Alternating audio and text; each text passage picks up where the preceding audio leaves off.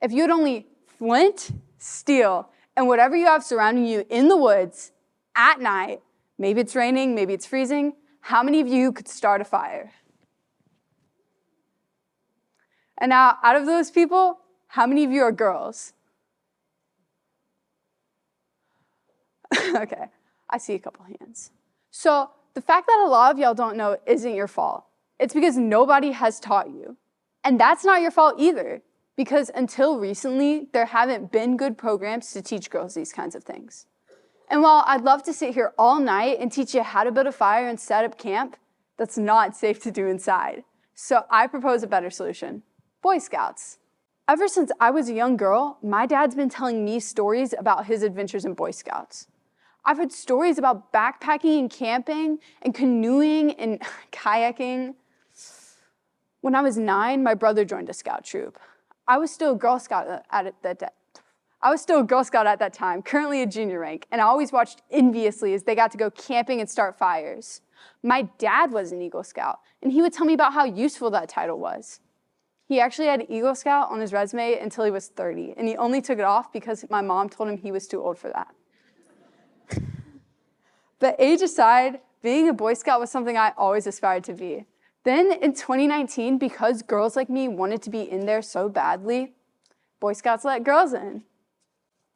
Part of the appeal of being a Boy Scout is having the chance to earn your Eagle Award. Being an Eagle means you've truly mastered your Scout skills and have worked to live by the Scout law.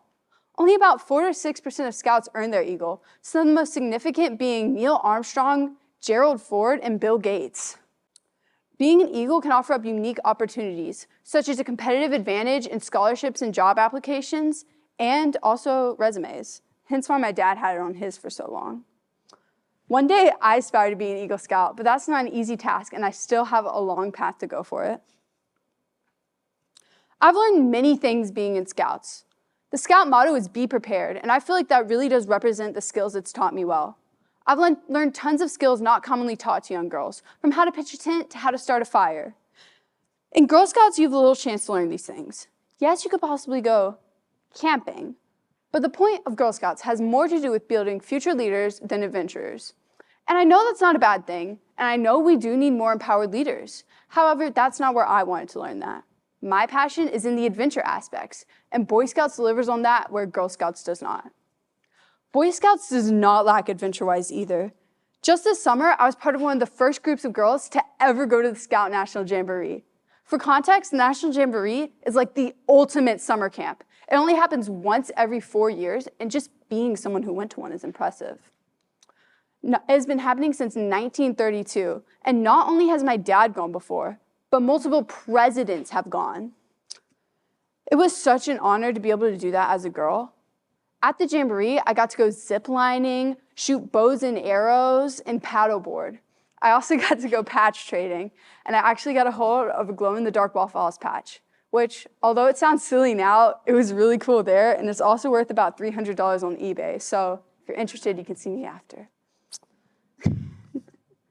Yet, throughout all the good things, there are still cons that come with being in a male-directed organization. Some people can be less accepting or underestimate your skills drastically. Recently, while I was out selling popcorn with my troop, people would come up to us and see girls in uniforms and automatically ask for cookies, Girl Scout cookies.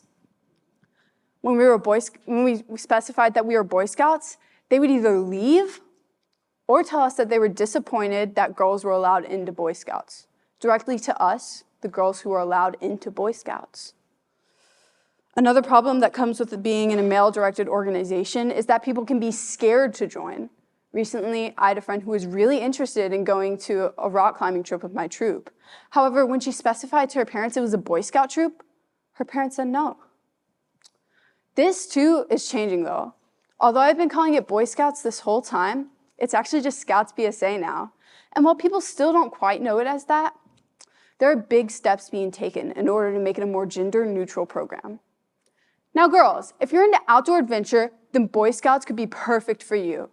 I invite you to weigh all your options. However, remember that you do not have to be a boy to be a Boy Scout. Thank you.